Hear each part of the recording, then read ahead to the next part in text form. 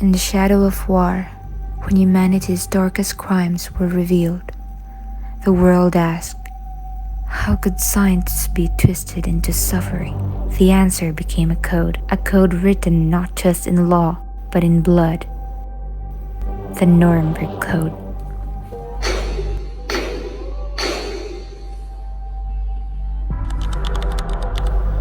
Nazi doctors, in the name of science, performed unspeakable experiments, freezing humans alive, injecting chemicals, mutilating without consent. These were not studies, they were crimes. In 1947, 23 physicians stood trial in Nuremberg. From this trial emerged a code, a warning to all generations.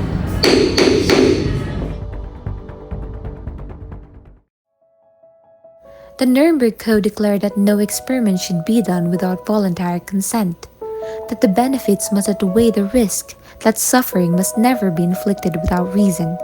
It was the first time in history that human rights in medical research were clearly defined, the first defense against science without conscience.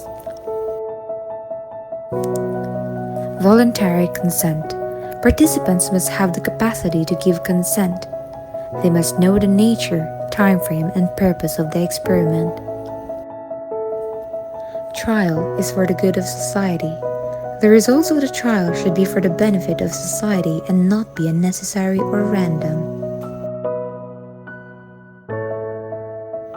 Experiment design based on animal trials.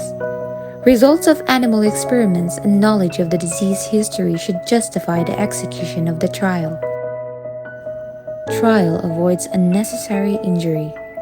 Trials should be run so that any physical or mental suffering is avoided. Degree of risk not exceed benefit. The risk of the trial should never outweigh the benefits of the problem being solved through experimentation. Sufficient facilities. The trial should provide sufficient facilities to protect subjects from possible injury, disability, or death. Experimenter is scientifically qualified.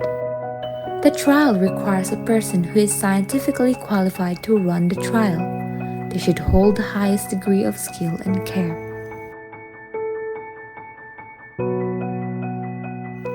No known result of death. No trial can be done if there is a known belief that death or disabling injuries are going to happen. Only exception is if the researcher serves as a subject. Subject can withdraw. At any point in the experiment, the subject can end their time in the trial if continuing seems too much or impossible for them. Experimenter can stop trial. The researcher must be ready to end the trial if there is a reason to believe that continuing will result in harm to subject.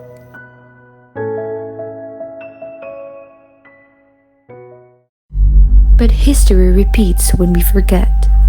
From unethical drug trials in poor communities to hidden experiments without consent, the dangers are still real. The Nuremberg Code is not just history. It is a warning, a shield, a promise that human dignity must never again be sacrificed in the name of progress.